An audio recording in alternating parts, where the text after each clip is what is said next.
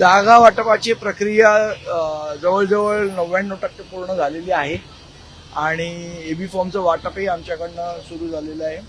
पहिला AB form Yashwant किल्लेदार यांना सन्मान्य राजसाहेबांच्या हस्ते आज सुपूर्द करण्यात आला आणि आज संध्याकाळपर्यंत जवळजवळ सर्व उमेदवारांचे एबी फॉर्म देण्याची प्रक्रिया संपूर्ण होईल. तुम्ही म्हणताय की पूर्ण चर्चा संपत आलेली आहे. किती जणांना उमेदवारी दिली जाणार? मला वाटतं उद्या संध्याकाळपर्यंत तुम्हाला आम्ही आकडा सांगू शकू, कारण थोडंसं अजून एक्सचेंज ऑफ वॉट्स मध्ये आम्ही थोडं अजून चालू आहे.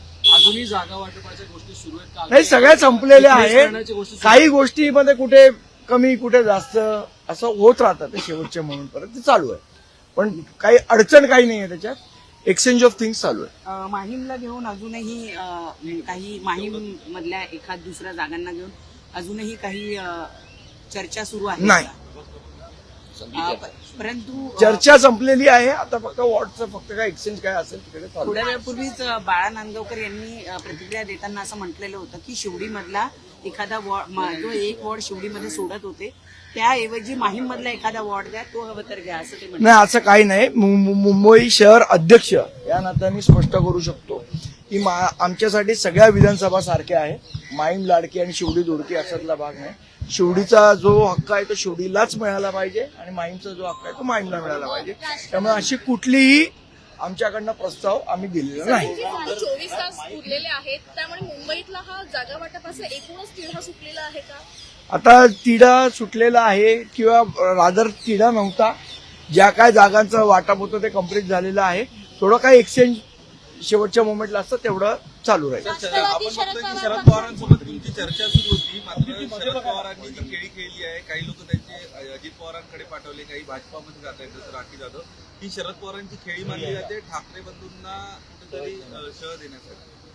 शरद पवारांच्या खेळ बऱ्या भल्यानं समजत नाही, मार काय लहान काय करायला कुठं काय. तर आज भाजपाची यादी आलेली आहे, जवळपास 10 ते 12 अमराठी उमेदवारांना 20 उमेदवार अमराठी आहेत. त्यामुळे येणाऱ्या महानगरपालिकेत महापौर मराठी होईल असा दावा ठोकणारे भाजप यांचा खरा चेहरा या यादीनंतर समोर आलाय.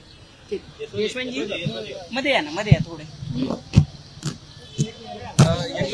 पहिले उमेदवार ठाकरे गट आणि मनसे यांच्यामध्ये जी काही रस्सीखेच ज्या जागांवरनं सुरू होती, त्यामधली एक प्रामुख्याने तुमची जागा होती.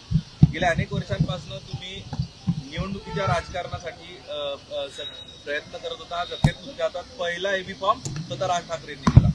हा माझ्यासाठी ही खूप भावनिक आणि आनंदाची गोष्ट आहे, कारण मला आता बोलतानाही तो थोडासा कंठ दाटून आलाय.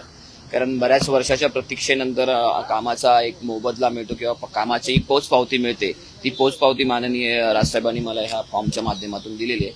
तर त्यांनी जो माझ्यावर विश्वास दर्शवला आहे तो मी सार्थ नक्की ठरवेल. तुम्ही मुंबई महानगरपालिकेमध्ये या आगळ्या वेगळ्या युतीचे जी 20 वर्षानंतर पहिल्यांदा होते, त्याचा नगरसेवक म्हणून जिंकून जाण्याची दाट शक्यता निर्माण झालेली आहे. काय वाटेल? नाही, मी 100% जिंकणार.